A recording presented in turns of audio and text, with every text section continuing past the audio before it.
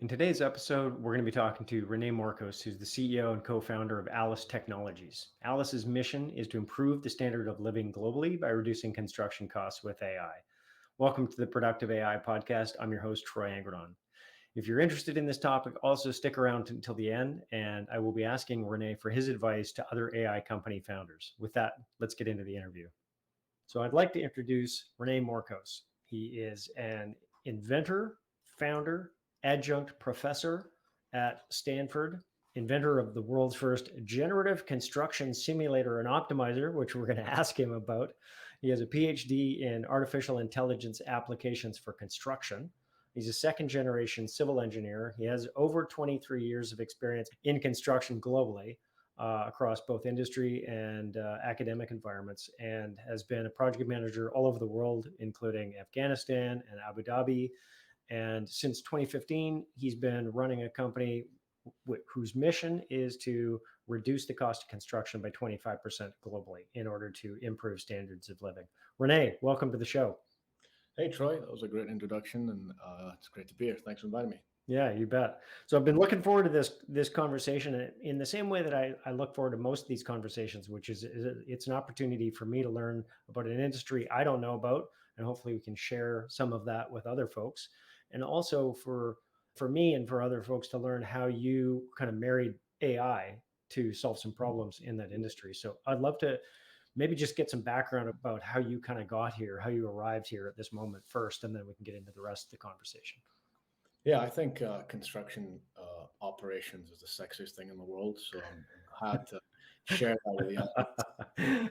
It'll be sad but true. My background is I'm a second generation civil engineer. My dad, when I graduated high school, gave me a good piece of advice. He said, "Son, study anything you want, just don't do civil engineering." Perfect. At that moment, I knew exactly what I was going to do with my life. I studied civil engineering. Interestingly enough, I didn't like school, you know.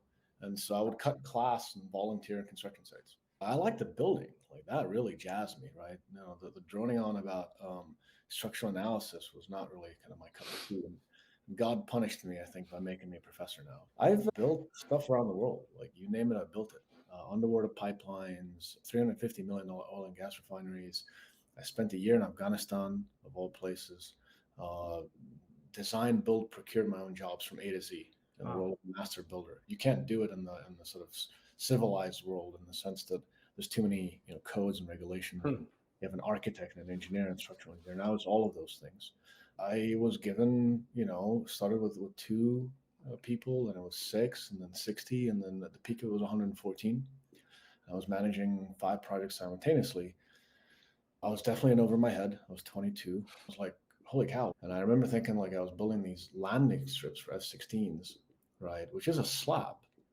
That's kind of the dumbest project you can build. And I remember thinking like, this is kind of complicated, like, because you could shuffle crews around and change the size of the crews. And so I was like, I should learn how the pros do it. Let's go to America.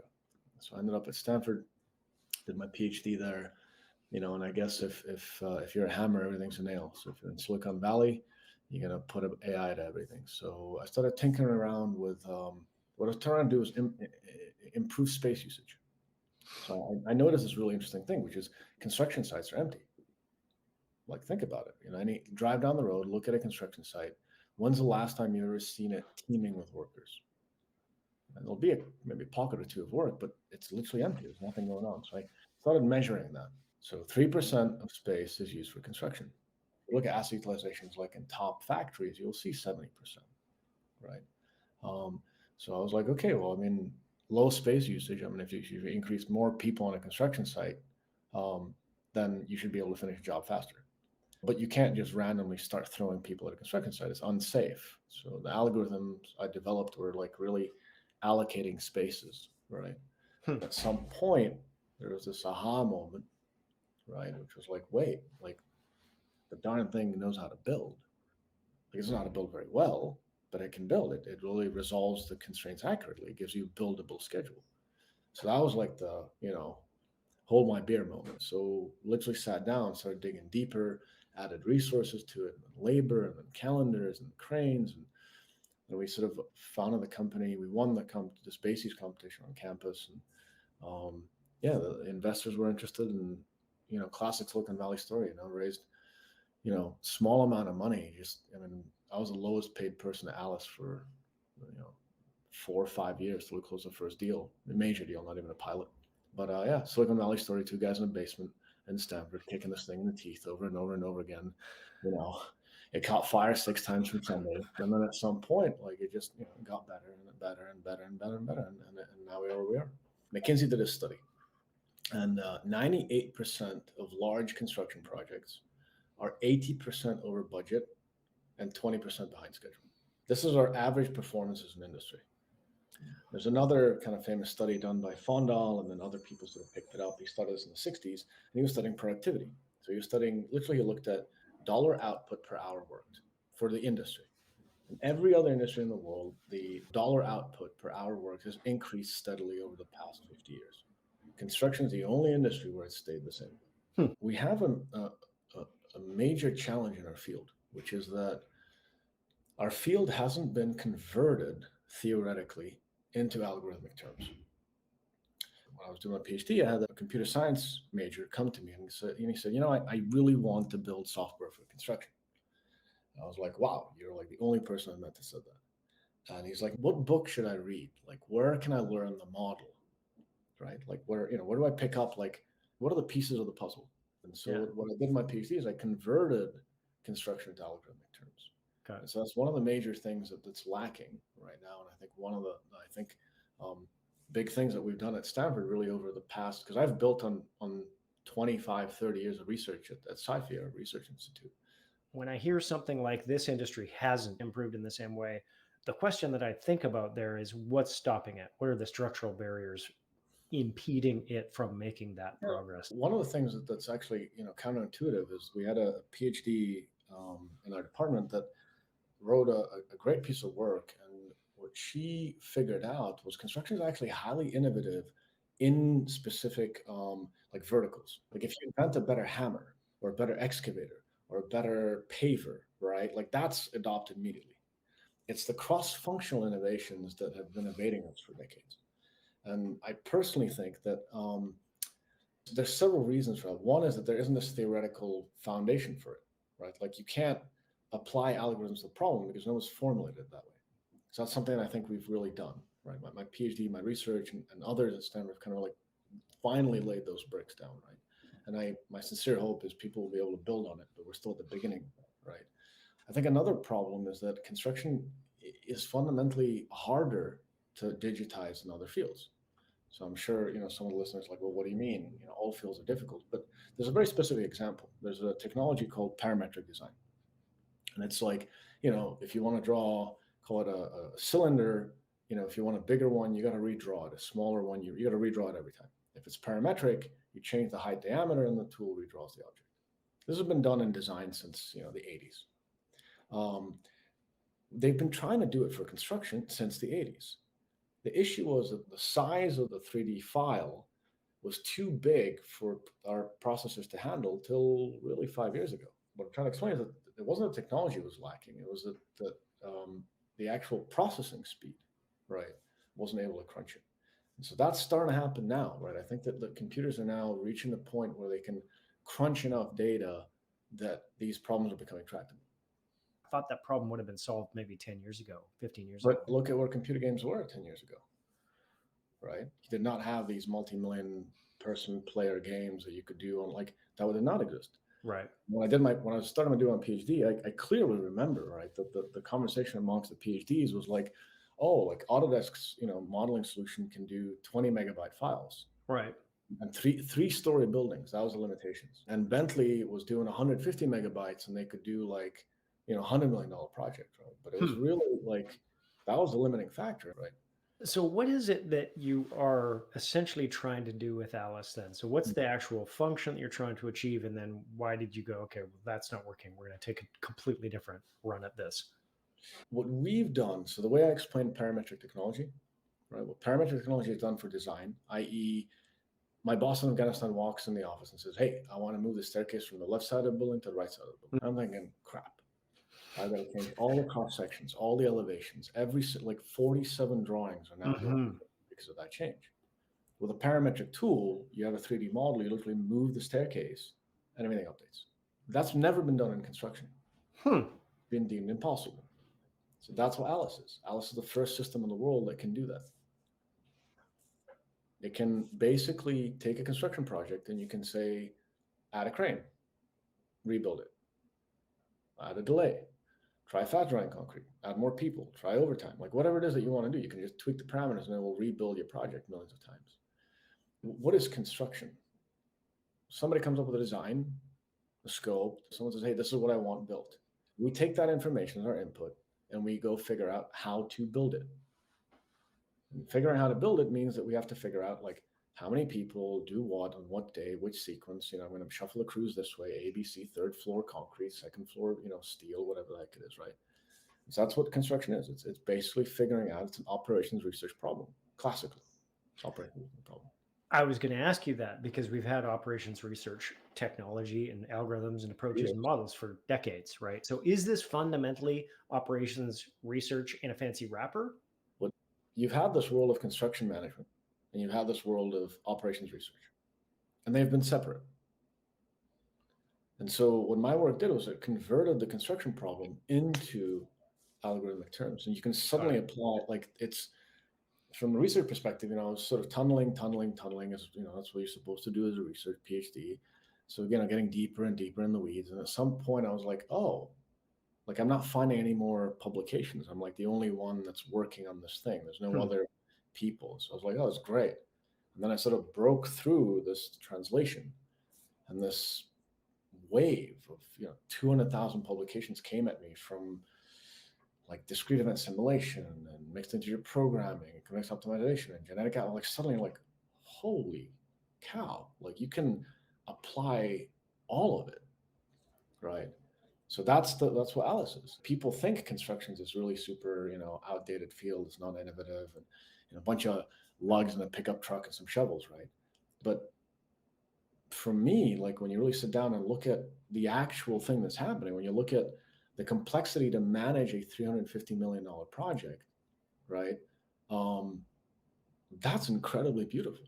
And it's incredibly complex, right? Like you have, when I was in Abu Dhabi, like 6,000 people on a construction site that are doing something every single day, right?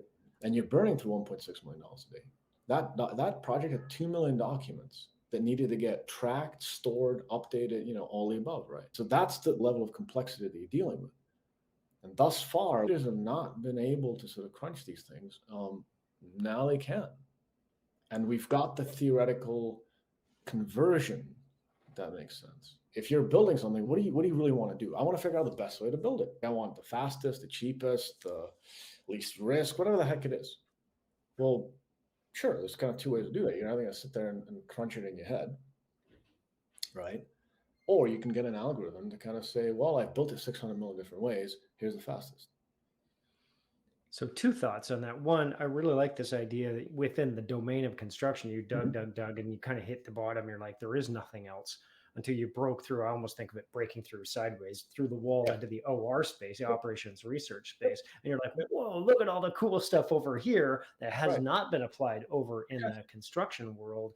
And they're having all these conversations and have had, and there are millions of papers or, hundreds of thousands of papers. What if we brought this thinking over here, which is, that's how a lot of innovation happens, which is getting out of your own domain and looking over the wall at the neighboring domain and saying, hey, we should knock this wall down. And Stanford, 20, 30 years ago, figured out that like a lot of the cutting edge stuff is going to be between the cross-pollination of fields. One of the things that we built that's completely unique is this ability to like encode the constraints. We call it the planner. So the ability to like tell the software, like I'm building a building and it needs these tasks and these resources. Doing that scalably is something that we sort of figured out how to do. So somebody has a design file that their architects and designers have already created for a building. Now you need to figure out how to build it. We need to produce as an output as a schedule. These people are going to do this on this day and this on this day and so on and so forth. So we output a schedule and we also output a video. So you can watch the thing getting built, right? So that's what we output. And the parametric part is that you can add a crane, add a crew. You can tweak anything you want. To me, it's the holy grail of construction because you can take a project and now you can build it 20, 30, 40 different times in a computer before you build it.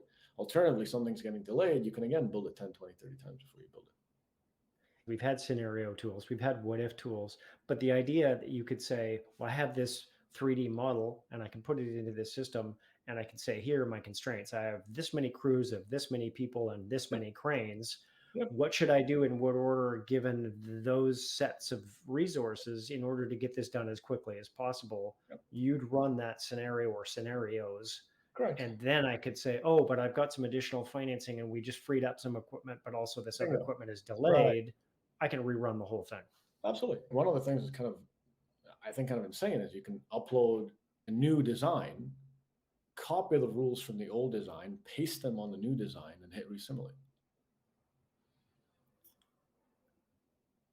What kind of scale do you need to make something like 100 this? million and up. 100 million and up. Infrastructure, industrial, literally. Okay. And then the last 6 months, like we're getting some very, very strong pull from industrial. Think, $700 million, gas processing facility, stuff like that, like ginormous projects, right? Really just a wave of complexity coming in, tsunami of complexity coming in. What kinds of things could you work on? I mean, that's the funny thing is like, once you convert construction to algorithmic terms, if you model construction as elements that are constrained by physics, and each of those elements needs some tasks and resources to be built, it turns out that buildings and bridges and tunnels and hospitals and skyscrapers are really kind of the same. They're elements that are constrained by physics that need resources and tasks to get built. And so we've applied it on anything you can think of. It actually caught me by surprise at how little tweaking it needed. And I can't say none, but like 95%, 98% of the solution is the same across all of this stuff, right? And that's the thing that I learned from the research, right? Like the deeper you go, the more, stuff becomes the same in some ways. It seems to me that this is almost a precursor to, okay, now let's just let the robots build the building. Yeah. If you want a robot to build it, you need the process model. Yeah. And the process model is like, here's how it's going to get built. This is why I was saying that from a theoretical perspective, it's the thing that you build all this other stuff on top of. The first step of that is to build the process modeler. You now then can connect it to the supply chain. You can connect it to robots. You can, there's a whole, like all the other stuff. The nice thing about innovation is that, 10 years from now, right, when I'm in my 50s, there's going to be some other, kids somewhere in a basement, right? And there's going to be working on something and they're going to go, So there's all these process modelers that are modeling construction for individual projects, connect that information to centralized, logistics or robots or whatever it is. Because at this point, they just become more elements in the system. Yeah, we have these many crews of this many people and this many cranes, but we also have this many robots that do these tasks. And we can apply them to the problem. So where they slot in, and therefore we rerun the model. Then you're like, okay, well, what's the difference between a robot and a human? Well, the robot can, lay bricks, perfect, but it can't do corners. Oh, okay, so I got to do this by hand, or right. You're tweaking the constraint model. I mean, that's the big deal. We went from it's a Gantt chart that I crunched these 1,000 constraints in my head to produce it, and someone says, oh, we changed the production rate. Whereas now you set up a constraint model, you're like, oh, robots for concrete. Oh, okay, here you go. This is the production rate. Tweak it. Whatever. What's happening to construction today is what happened to manufacturing in the 80s, 70s, 80s. If you look at manufacturing, call it in the late 1800s, early 1900s, it was a miserable job. Factories and you screws all day or whatever the heck that your job was, right? Really sucked. No complexity, none of that stuff, right? But again, it's not surprising that that's what got digitized before construction, right? Because they're in one factory, one place. It's repeating over and over and over again, right? Whereas with us, you're building unique structures right in the middle of nowhere. We've managed to make those unique structures similar because we've broken them down into tiny components, and columns are columns. But that's not that level of complexity humans can't do, in my opinion. So yes, factories were the first ones to digitize, but my prediction is in the next, 10, 20, that sort of time frame, there's going to be a moment where the layman is going to realize there's been a change, right? It's no longer a bunch of folks with pickup trucks, they're using robots, using all these kind of things. Yeah.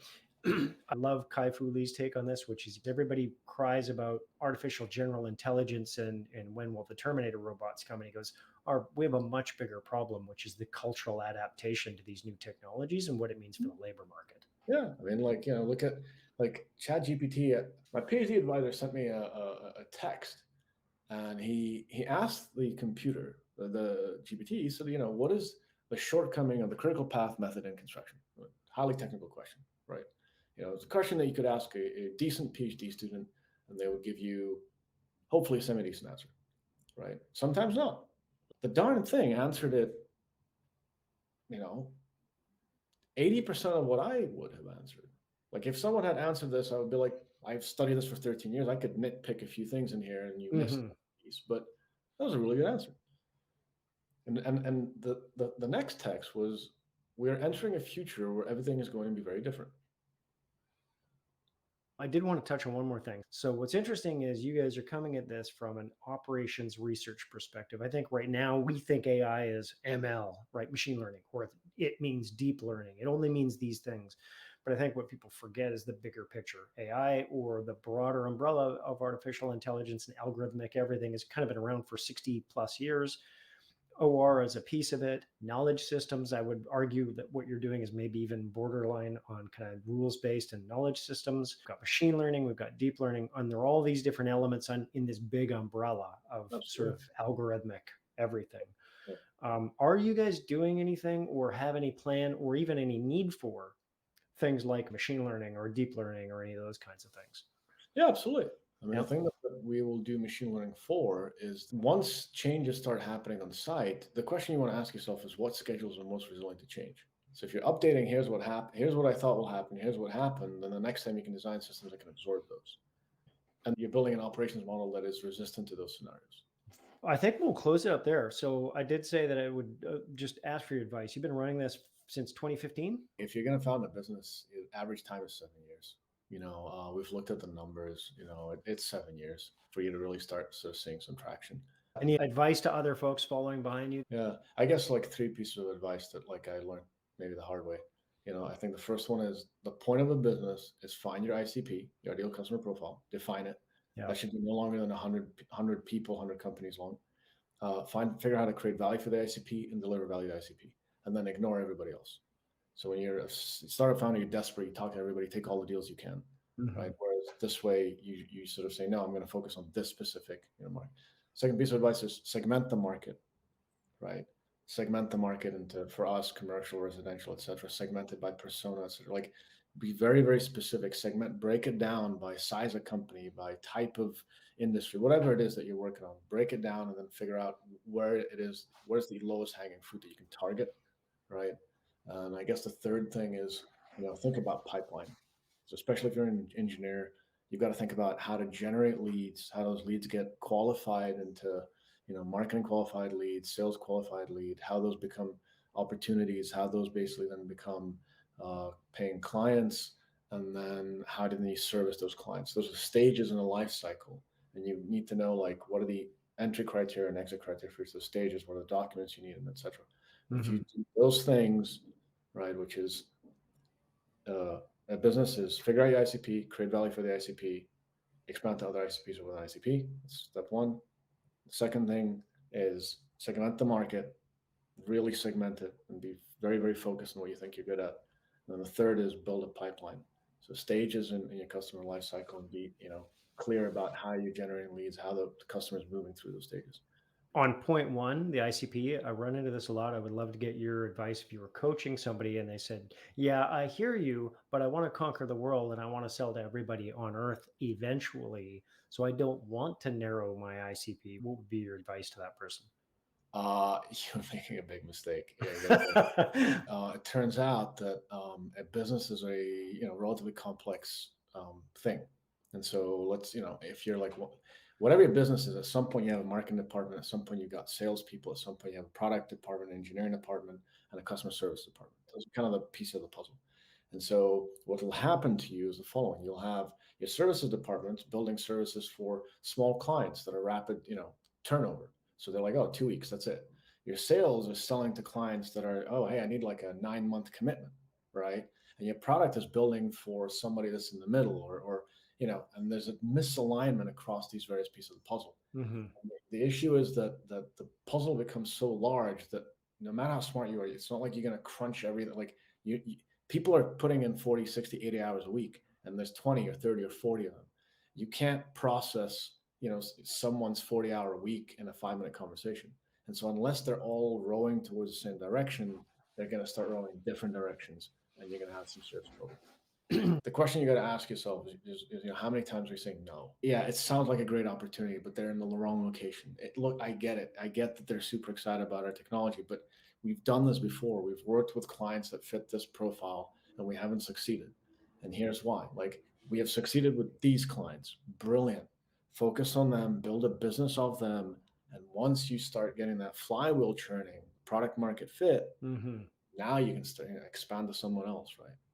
And then the last question, the revenue process, what would you say to many of these folks are, as you know, are very technical founders, and they don't really have any background or grounding in kind of just general go-to-market? Buy predictable revenue from Aaron Ross. And I think as an engineer, like every engineer, and I now advise companies, and every engineer will tell you all about the product, right? And immediately as an investor, you're thinking, you've got to start thinking about the market. Give it your founder, give it your head engineer, give it to somebody else, and then just go start thinking about market and go to the business school and go read these books, right? And frameworks and that kind of stuff. Yeah. So that concludes the conversation with René Morkos at Alice Technologies. I'll put links to everything in the show notes here on the YouTube video, as well as on the blog post. And I hope you'll join me for the next episode. We've got some great guests coming up. Thanks, and I'll see you on the next episode.